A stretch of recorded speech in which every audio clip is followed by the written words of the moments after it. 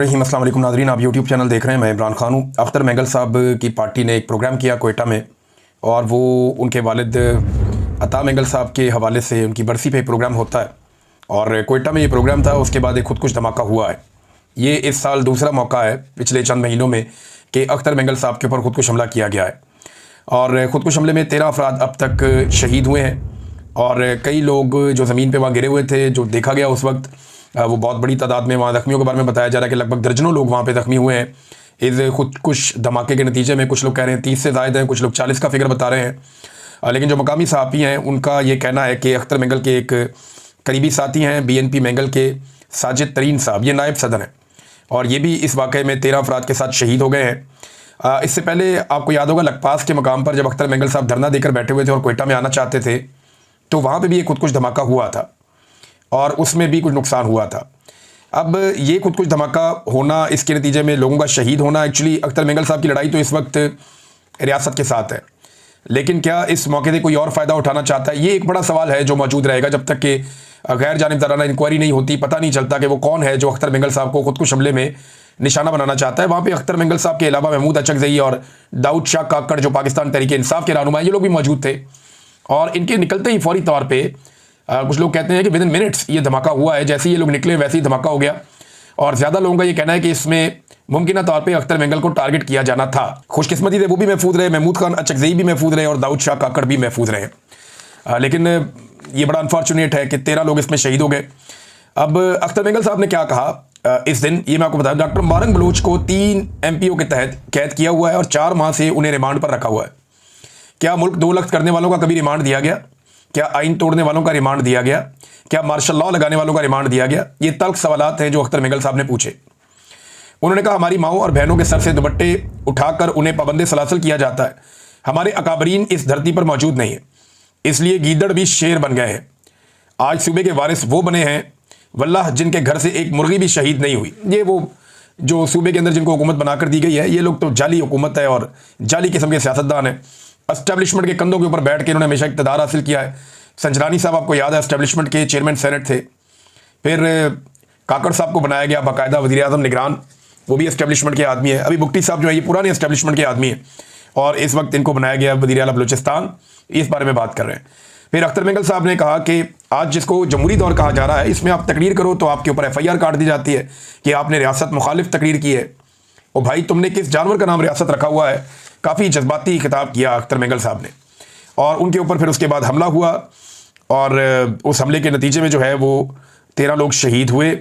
अब इस तरफ से तो कोई बात नहीं आ रही, लेकिन जो एस्टेब्लिशमेंट के ज़राए हैं या वो लोग जो एस्टेब्लिशमेंट से खबरें लेकर चलाते हैं, उन लोगों ने एक लाइन पकड़ ली, और वो ये कह रहे हैं कि अख्तर मेंगल पे 2 हमले हुए, अख्तर मेंगल क्यों नहीं मारे गए। अब वो ये कह रहे हैं कि क्योंकि अख्तर मेंगल नहीं मारे गए, तो वो इस तरह की बातें कर रहे हैं कि शायद ये अख्तर मेंगल की कोई साजिश है, या ये जानबूझ के हरकतें कर रहे हैं और बलूचिस्तान के हालात ख़राब करना चाहते हैं। और साथ उनका ये कहना है कि शायद लोग इनकी बात नहीं मान रहे, इसलिए अब ये इस किस्म की हरकतें कर रहे हैं। अब ये प्रोपेगेंडा करना ये और ज़्यादा अफसोसनाक होता है। एक सूबा है जो रियासत कंट्रोल नहीं कर पा रही, रियासती इदारे मुकम्मल तौर पे नाकाम है, वहाँ पे जो जाली हुकूमत बनाई गई वो भी मुकम्मल तौर पे नाकाम है। आज बलूचिस्तान का कोई माई बाप नहीं, कोई पूछने वाला नहीं है। हाँ, वहाँ से सिर्फ मादनियात निकलती हैं, और वो मादनियात बगैर किसी तात्तुल के जाती हैं बाहर, सिर्फ उनका ख्याल रखा जाता है। इंसान की ज़िंदगी की वहाँ कोई कीमत नहीं है। जो ज़ायरीन जाते थे ईरान, वो नहीं जा सकते ज़मीनी रास्ते से, रास्ते बंद कर दिए गए। आप रात के वक्त वहाँ पे कहीं ट्रैवल नहीं कर सकते, दिन के वक्त भी आपने जाना तो सिक्योरिटी का आपका बंदोबस्त होना चाहिए। तो हंसते बसते बलूचिस्तान को यहाँ तक पहुँचा दिया गया, और अब जो लोग बलूचिस्तान के रहने वाले एहतजाज करते हैं उनको पकड़ के या तो अंदर डाल देते हैं, या इस किस्म की हरकतें उनके साथ हो रही हैं। ये इंतहाई अफसोसनाक है। रियासती इदारों को और रियासत को ये सोचना पड़ेगा कि इस किस्म के कत्लो गारत गिरी से ना माजी में कभी फ़ायदा हुआ है, ना अब किसी किस्म का कोई फ़ायदा होने का इम्कान है। इमरान खान साहब की बहनें उनको दोबारा मिलने के लिए गई थी, क्योंकि आपको पता है कि कल मंगल का दिन था। वो सारा दिन बेचारी वहाँ पे इंतज़ार करती रही, सुबह से शाम हो गई, उनकी मुलाकात नहीं करवाई गई, और रात के तक उन्होंने इंतज़ार किया। उसके बाद फिर वो वहाँ से मायूस होकर लौट गई। मुज़ाहमत की एक मिसाल कायम की है इमरान खान की बहनों ने। वहाँ अलीमा खान अकेली दीवार पर बैठी रही बहुत देर तक। कारकुन पहले आए, उन्होंने बहुत एहतजाज किया, लेकिन रात गए, फिर अलीमा खान वापस गई वहाँ से, जब उनकी मुलाकात नहीं करवाई गई। एक मुलाकात हुई है, इमरान खान साहब का एक ट्वीट भी बाहर आया बैरिस्टर गौर के जरिए। अब ये जो इमरान खान साहब का ट्वीट आया, इसके बारे में बेशतर लोग ये कहते हैं कि ये एडिटेड है, यानी जो इमरान खान साहब ने पिछले ट्वीट के अंदर एक रवैया अपनाया था उसका कुछ भी इसके अंदर नज़र नहीं आ रहा। और उससे जो पिछला ट्वीट था वो क्योंकि एक और साहब गए थे मिलने के लिए, तो तब भी चीज़ें काफ़ी गायब थी बीच में से। तो जिस दिन इमरान खान की बहनें मिलती हैं ना, उस दिन आती है असल खबर बाहर। जिस दिन इमरान खान को कोई उनका करीबी साथी मिलता है ऐसा जो कुछ बहादुर हो, या इमरान खान की बहनें मिलें, या ज़्यादा लोग मिल जाएं, या जिस दिन मीडिया इमरान खान साहब से मिल जाए, या जिस दिन अदालत में इमरान खान साहब का केस लग जाए, उस दिन सारी खबरें बाहर आ जाती हैं। उन्हें रोकने की कोशिश की जा रही थी कि जब तक एक्सटेंशन के मामला हल नहीं हो जाते तब तक के लिए रोका जाए फिलहाल। तो अलीमा खानम की मुलाकात नहीं करवाएगी। अब जो ट्वीट है वो पढ़ के आपको सुनाया, तो ये बातें तो इमरान खान साहब ने की हैं, लेकिन ऐसा लगता है कि पिछले ट्वीट को अगर आप इमरान खान के पढ़ें तो ऐसा लगता है कि इमरान खान साहब की बातें तो हैं लेकिन एडिटेड है, यानी इनको थोड़ा सा सेंसर किया गया है। और वो देखे ना, इतना ही हरे की पसली तो नहीं होती ना कि हर चीज़ आके बाहर बता दे। इमरान खान तो कहते हैं, मैं पाकिस्तानी कौम से अपील करता हूं कि वो मुल्क भर में जारी अफसोसनाक सैलाबी सूरत हाल में रेस्क्यू एंड रिलीफ मुहिम में हमेशा की तरह बढ़ चढ़ कर हिस्सा ले। तहरीक इंसाफ भी सैलाब ज़दगान के लिए बिला तफरीक अपना किरदार अदा करे। ये बहुत अच्छी बात की इमरान खान साहब ने। इस वक्त सबको तवज्जो जो है वो सैलाब मुतासरीन की तरफ रखनी चाहिए। मैं हमेशा मौसमियाती तब्दीलियों और उनसे आने वाले नुकसानात के हवाले से शऊर उजागर करता रहा हूँ। हमने पहले खैबर पख्तूनख्वा में बिलियन ट्री सुनामी शुरू करवाया और वफाकी हुकूमत में आकर 10 बिलियन ट्री सुनामी शुरू करवाया। इसके साथ मुतअद्दिद छोटे, दरमियाने और बड़े दर्जे के डैम्स और नेशनल पार्क समेत ऐसे अहम माहौलियाती हिफाजत के मनसूबे शुरू करवाए जो माहौलियाती तबाही में कमी का बायस बने। दरख्त ही माहौलियात का तहफ़्फ़ुज़ कर सकते हैं। ऐसे मनसूबों पर तेज़ी से काम करना कौमी तरजीह होनी चाहिए। ये मैं गुज़िश्ता कई सालों से ये चीख रहा हूँ। इमरान खान साहब शायद वो पहले आदमी जो ये बात कर रहे थे, बल्कि मैं अपनी ज़ाती हैसियत में हर साल पाकिस्तान में हम ये कोशिश करते हैं दोस्तों के साथ मिलकर कि जितने ज़्यादा हों दरख्त लगाए जाए। और भी बहुत सारे लोग हैं वो करते हैं, कुछ गुलकार हैं, कुछ सिविल सोसाइटी के लोग हैं, वो बहुत ज़्यादा प्लांटेशन करते हैं, लेकिन वो आटे में नमक के बराबर है। हुकूमतों की पूरी शमूलियत होनी चाहिए, पूरे निज़ाम को ये काम करना चाहिए और फिर दरख्तों को संभालना भी चाहिए। पाकिस्तान में यूरोप जैसा मौसम नहीं है कि बार बार बारिशें हों। आपको जो दरख्त लगाना है उसको आपको संभालना भी पड़ता है, कम से कम 1 साल आपको उनका ख्याल रखना पड़ता है, या चंद महीने तो ज़रूर ख्याल रखना पड़ता है। फिर कटाई जो है वो बिल्कुल ज़ीरो होनी चाहिए, दरख्तों की कटाई बंद करनी चाहिए। इमरान खान साहब ने कहा कि अफगानिस्तान में ज़लज़ले से होने वाली हलाकतों और नुकसान पर दिल शदीद रंजीदा है। हम मुश्किल की इस घड़ी में अपने अफगान भाइयों के साथ खड़े हैं। मुझे अफगानियों के पाकिस्तान से ज़बरदस्ती निकाले जाने पर भी शदीद तहफ़्फ़ुज़ात और अफसोस है। खैबर पख्तूनख्वा की हुकूमत ने अफगानिस्तान के लिए इमदादी सामान ट्रकों में भरकर रवाना किया, अच्छी बात है, और वो सामान अब जाएगा अफगानिस्तान। लेकिन जैसे मरियम नवाज फ़ोटो लगाती है ना यहाँ पे अपनी तशहीर के लिए सरकारी पैसे से, इसी तरह उस पर अली अमीन गंडापुर का फोटो लगा हुआ उन ट्रकों के ऊपर। तो अगर इधर तनकीद होती है तो उधर भी होनी चाहिए। बात जो ठीक है वो ठीक है, और यहाँ पे सिर्फ हुकूमत खैबर पख्तूनख्वा वो करते जो तरीक़ाकार है तो वो बेहतर था। अगर अपने फ़ोटो लगाने तो अपनी ज़ाती पैसों से लगाओ।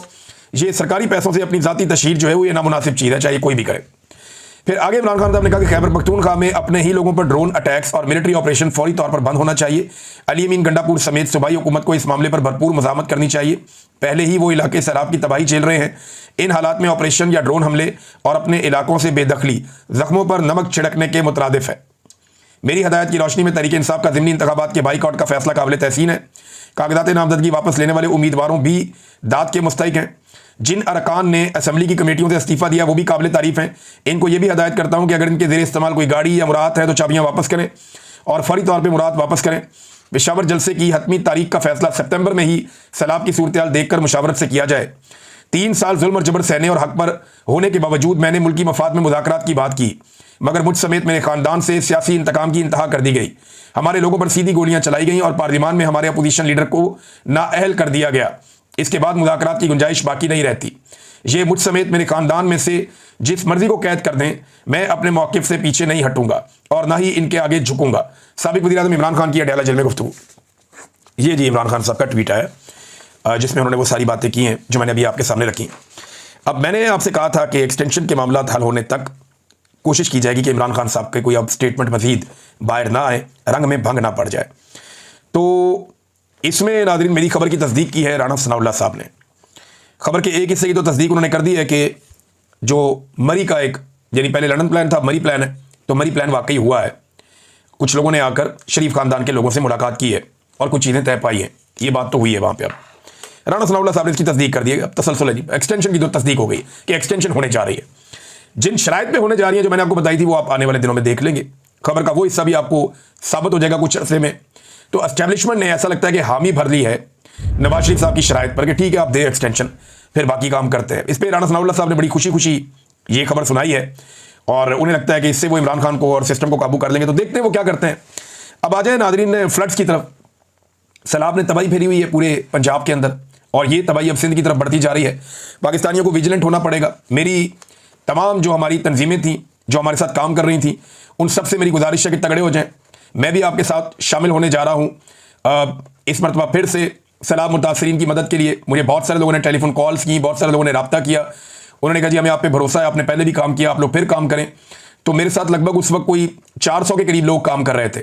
उन तमाम नौजवानों को भी मैं यहाँ से पैगाम दे रहा हूँ कि तगड़े हो जाएं और तैयारी कर लें।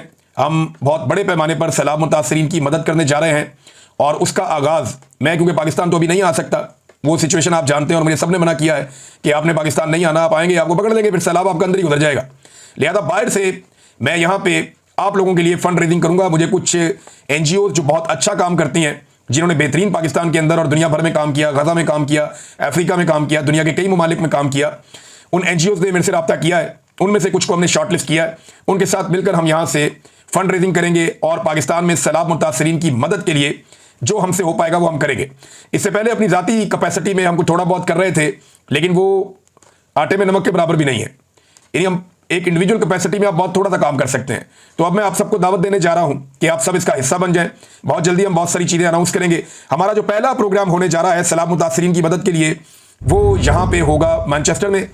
और मैनचेस्टर में एक माए नवाब रेस्टोरेंट है, उसके हॉल में हम ये पहला प्रोग्राम करने जा रहे हैं। 300 से ज़्यादा लोगों की वहाँ पे कैपेसिटी है। तो जितने लोग यहाँ मैनचेस्टर में या इसके आसपास रहते हैं वो लोग तैयारी करें और जुमे वाले दिन शाम 7 बजे से लेकर 9 बजे तक हम यहाँ पे सैलाब मुतासरीन की मदद के लिए इकट्ठे होंगे। आप सबसे गुजारिश है कि आप लोग वहाँ पे आएँ और सैलाब मुतासरीन की मदद करें। हमारे साथ और बहुत सारे ऐसे लोग होंगे जिन्हें आप अपने बीच में देखना चाहते हैं, जिनकी बात आप सुनना चाहते हैं। और ये सारा प्रोग्राम हम पूरी दुनिया के अंदर बराह रास्त दिखाएंगे भी मल्टीपल चैनल्स के ज़रिए से। तो हमने ये काम शुरू किया अल्लाह ताला का नाम लेकर। हम बड़े कमज़ोर लोग हैं, लेकिन अल्लाह रब्बुल इज़्ज़त ने पहले भी हमारी मदद की, वो अब भी हमारी मदद करेगा। हमने बहुत बड़े पैमाने पर अपनी कैपेसिटी से ज़्यादा काम किया था।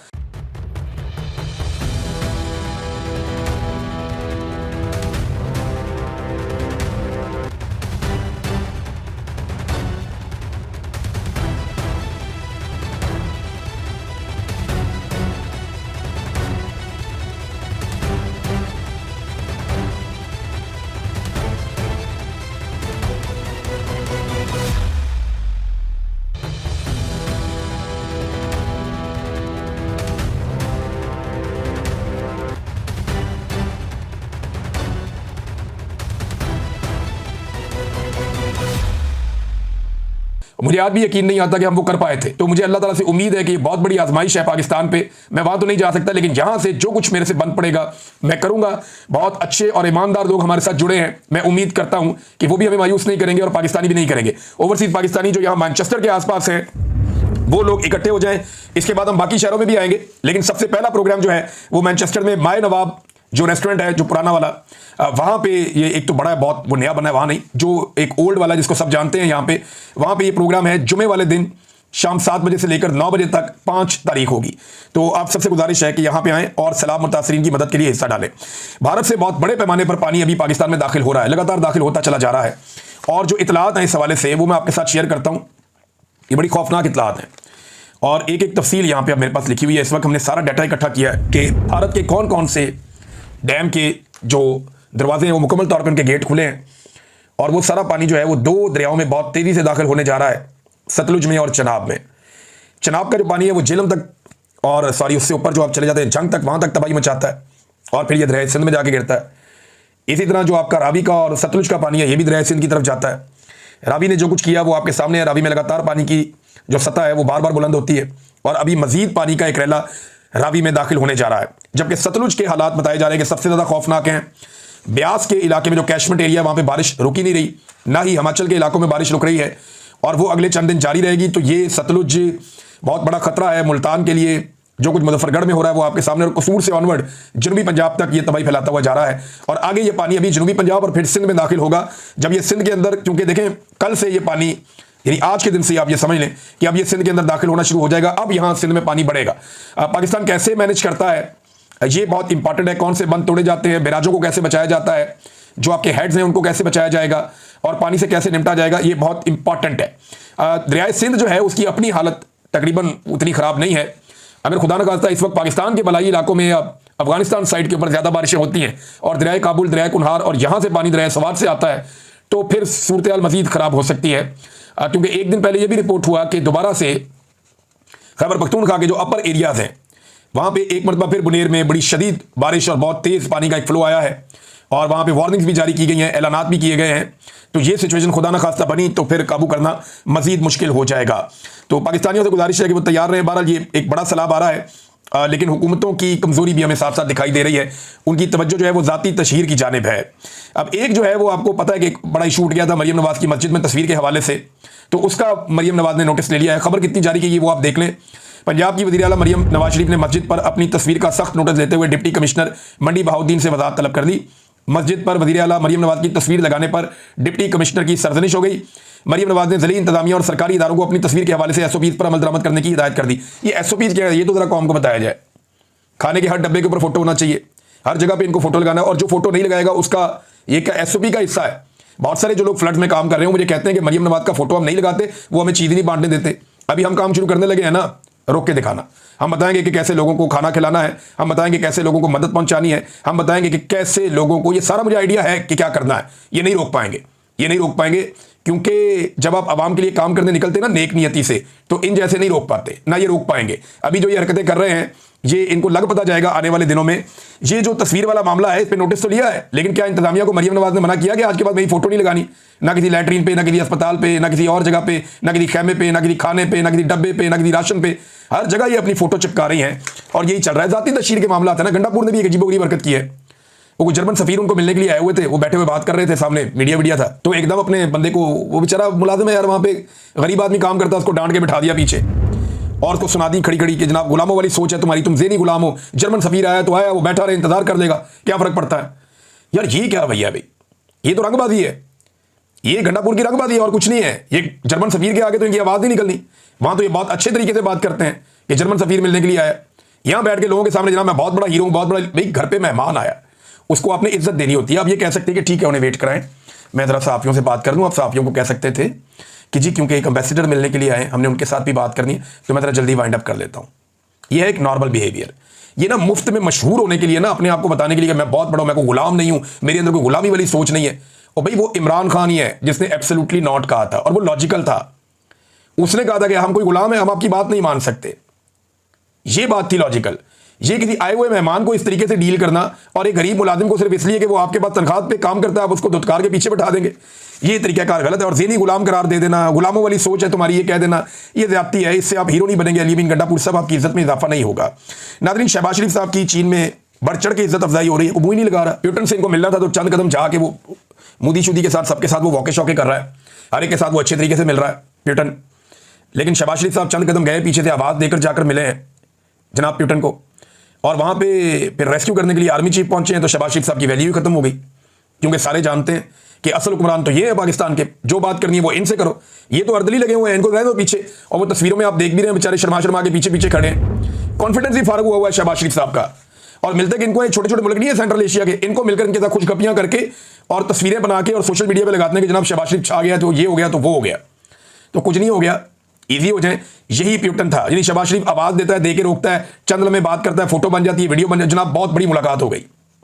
इमरान खान से ये बंदा 3 घंटे मिला था, और ये उस दिन मिला था जिस दिन इसने जंग शुरू हुई थी इसकी यूक्रेन के साथ। कितना इंपॉर्टेंट डे था, तो इमरान खान पे इसने 3 घंटे लगाए थे उसके साथ बात करने में। ये इमरान खान की वैल्यू थी। यही चीन था इमरान खान का इस्तकबाल आप देखें, यही रशिया था इमरान खान का इस्तकबाल आप देखें। दुनिया इमरान खान को किसी और तरह लेती थी। डोनाल्ड ट्रंप और उसकी वाइफ और बाकी लोग इमरान खान को कैसे मिलते थे सब देखते थे। लेकिन यहां पे ये सबके पीछे पीछे भागते हैं और मुलाकातें करते हैं, छोटी छोटी गुजरते हुए कोई बंदा इनको सलाम कर देना, कहते हैं बड़ी अहम मुलाकात हो गई, 2 तरफा मूड सिरे बहस आ गए, ये कर दिया वो कर दिया, कहानियां लंबी ये सुना देते हैं, हालांकि कुछ भी नहीं है। तो आर्मी चीफ पहुंचे जनाब।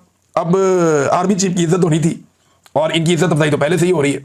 लोगों को पता है कि असल हुक्मरान तो पाकिस्तान का आर्मी चीफ होता है, ये वज़ीर आज़म तो फारिग होते हैं। एक आदमी आया था इमरान खान, उसने कोशिश की, एक दौर में नवाज शरीफ ने की थी, एक दौर में बेनज़ीर ने की थी, एक दौर में भुट्टो ने की थी। तो जिसने कोशिश की कि वो आर्मी चीफ से ज़्यादा इंपॉर्टेंट हो जाए, वो फारिग हो जाता है। तो शहबाज शरीफ को अपनी औकात पता है, वो एग्जैक्टली उसी जगह पे खड़े हैं जहां पे उनकी औकात है। अर्दली इमरान खान साहब ने कुछ गलत नहीं कहा था, लेकिन अब कुछ तस्वीरें जारी की जाएगी। मैं आपको पहले बता दूं, मैं इनको अच्छी तरह जानता हूं। तस्वीरें जारी की जाएगी जिसमें शहबाज शरीफ का कॉन्फिडेंस शो किया जाएगा, इतना बड़ा कॉन्फिडेंट आदमी है, ऐसा नहीं है, बॉस है। कुछ तस्वीरें वीडियोस आपको आ जाएगी थोड़े दिनों में। नाज़रीन, ये वीलॉग मैं यहाँ खत्म कर रहा हूँ। अब तक के लिए इतनी, अपना ख्याल